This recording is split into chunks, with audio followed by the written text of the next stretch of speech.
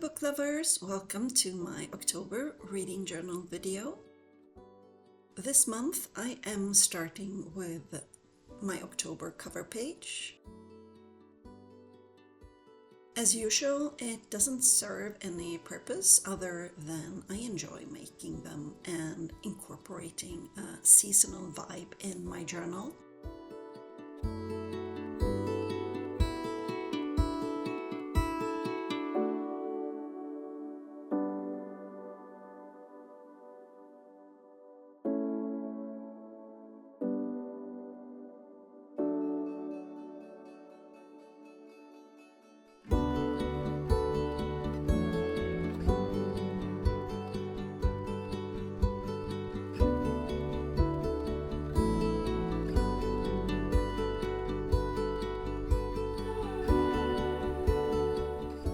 I picked this beautiful autumn image of a tea party that I fell in love with.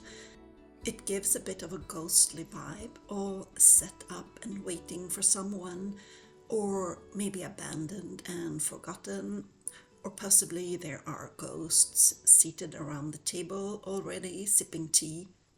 There are so many possible interpretations.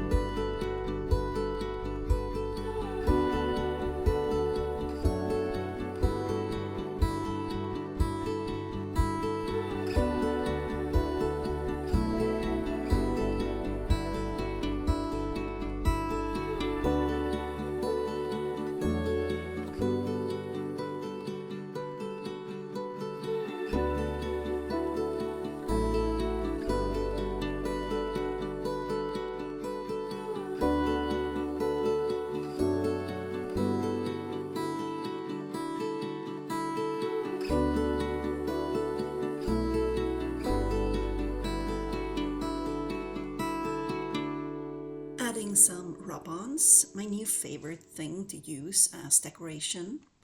I got this lovely autumn themed set from Tid för Mera, my favorite shop, that fits perfectly here.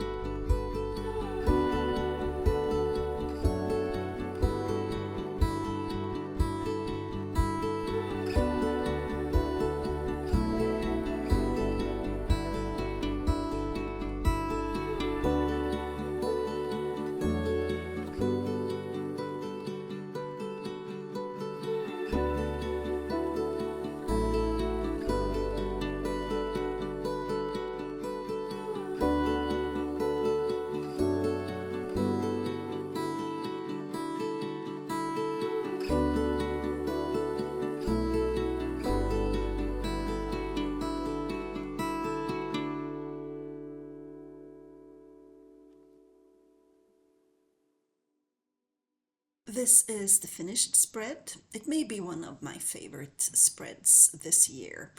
October aesthetics is one of my favorite things to work with. Now, on to some of the books I read.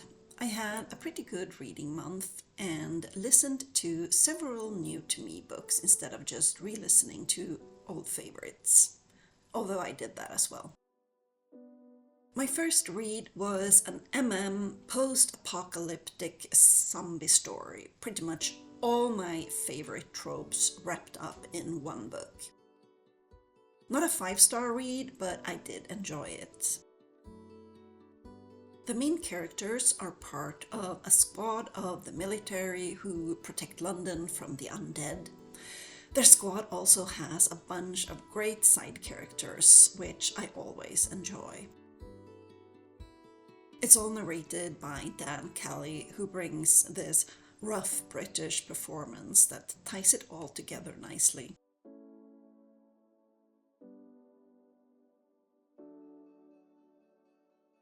Next, The Brightness Between Us by Elliot Schreifer, the sequel to my favorite book ever, The Darkness Outside Us. And this time I really mean it's my favorite book. When I heard it was getting a sequel, I had very mixed feelings. How do you do a perfect book justice by following it up with another when it was never supposed to be a series in the first place? I was a bit afraid going in, but I still paused whatever I was listening to the minute the book became available on Storytel and hit play. It's so difficult to review this book without spoiling all the twists and turns of the first book, so I won't attempt it. It is, no surprise, not as good as the first book in my opinion, but I still enjoyed it a lot. I gave it 5 stars. It's my favorite book of the month and possibly of the year. Unless there's a late bloomer in my November and December reads.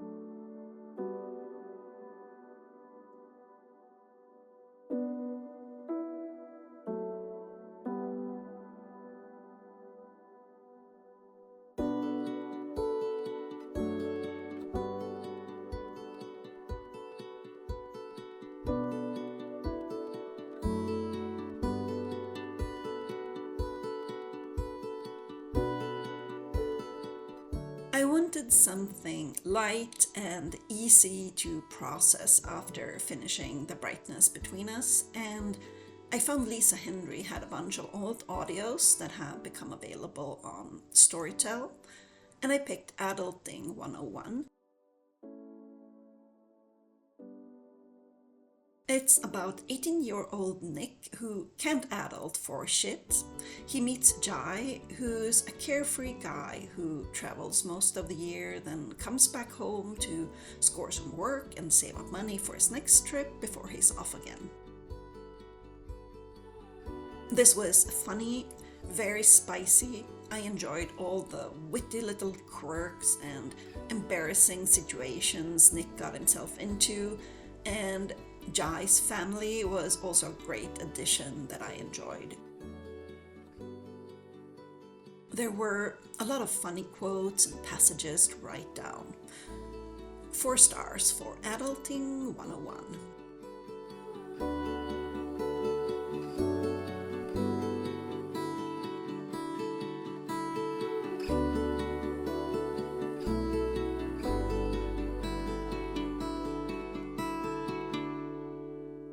Another author who is taking her books off Audible exclusivity, which I'm eternally grateful for, is Only James. The first book in her Necessary Evils spin-off series, Jericho's Boys, is now available on Storytel. The side story of Jericho and his band of murdering vigilante lost boys in Necessary Evils Book 3 was my least favorite thing of that entire series, So if it hadn't been available on Storytel, I probably wouldn't have risked spending a credit on it. We know a lot of the characters already, and this is Arson's book. As usual with Amelie James, we dive right into the fast-paced action, and it just keeps going until the end. We get a lot of appearances by the Mulvaney siblings and their spouses, which still hasn't gotten old because they are all so batshit crazy. You gotta love them. I enjoyed this a lot. I gave it 4 stars, and I can't wait for the next book in the series to get on Storytel.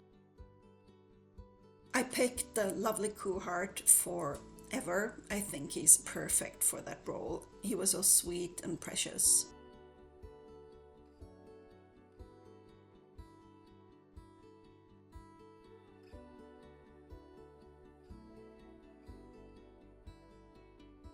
Next on to Demon Inside by H.L. Day, the author of Exposed, which I reviewed back in my June-July video. This is a paranormal romance about a half-demon who fights other demons, Constantine style. This whole book reminded me a lot of the Constantine movie. The half-demon main character is named Dante, which is, not tacky at all. And he has to jump in and save this regular guy who can see demons and is being hunted by them for reasons. This is very similar to Exposed, which has the same storyline. I love the Gothic London setting, but I didn't love the book as much as I thought after reading Exposed, and I ended up giving it a 3.5 rating.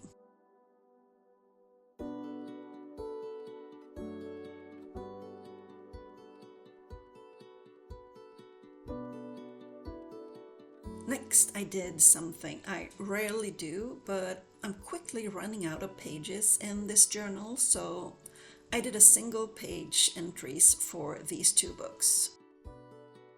The first is The Ghost and Charlie Mour, which I saw recommended in a Facebook group, and I liked the story, so I decided to give it a try, even though I have never finished a book by this author.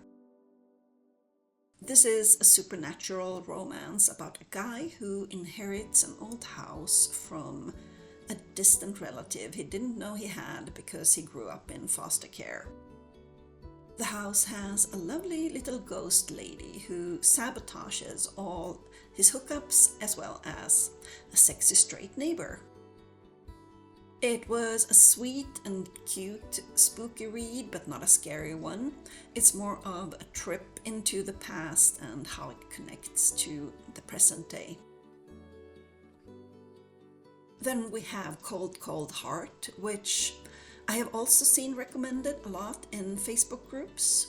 I didn't check too closely what it was about, other than that it's about a man whose wife died and her heart is transplanted into a young man and gives him a second chance at life. The cover gives a supernatural vibe, so I was a bit surprised to find this is a romantic suspense and not supernatural at all. It's set in Texas, and homophobia, racism, misogyny, sexism is absolutely rampant throughout the book. In fact, it reminded me a lot about Gregory Ash's Waureda. I had to Google in order to spell that correctly for the subtitles. Both with the writing style in his Hazard and Somerset series, and maybe even more about the first Quarto series, since it's about a teacher and a younger man. It lacks the toxicity of the relationship between Ash's characters, though, which I was grateful for because that's the main thing that for me makes his books a bit hard to swallow. Anyway, this book had a well-crafted mystery, a lot of fun banter between the main characters, and I honestly didn't know who the culprit was before it was revealed. I listened to it mainly while working, so I was a bit unfocused and didn't quite catch all the details, so as soon as I finished it, I listened to it again just to get it all. So if you listen to this book, I recommend doing it with a lot of focus. In the end, I enjoyed it and gave it 4 stars. The thing that pulled it down a bit was the lack of likable female characters and the way the female characters that passed through were portrayed. A bit unusual in romance. Those parts could almost have been written by A.E. Villa.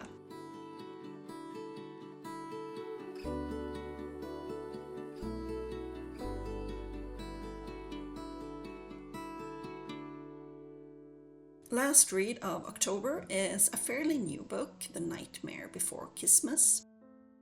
It's described as red, white and royal blue meets The Nightmare Before Christmas, and it couldn't be more true. I almost felt like this book should pay royalties to Casey McQuiston because it followed the story outline of red, white and royal blue so closely with the same writing style. Nicholas Cole Claus, the son of Santa Claus and the Prince of Christmas, is obviously Alex Claremont Diaz. His brother and their best friend are obviously June and Nora, and Hex, the Prince of Halloween, who he falls in love with, is Prince Henry. And Santa Claus is the evil Queen Mary. And it even has all the media involvement of tabloids and newspapers. I enjoyed the world building. It felt very fresh and unique, where all the holidays of the world are embodied by houses and courts of royals, and the roles of, for example, the King of Christmas, Santa Claus, are inherited down the line of succession, and there are political marriages and alliances between the houses. I picked this because it has the Halloween element, but it might fit even better as a Christmas read if you enjoy seasonal reads, since it's not set around Halloween but during the month before Christmas. It started out strong and interesting, but didn't quite keep it up throughout the story, but I gave it 4 stars, mainly for the world building, which was the one thing that felt unique.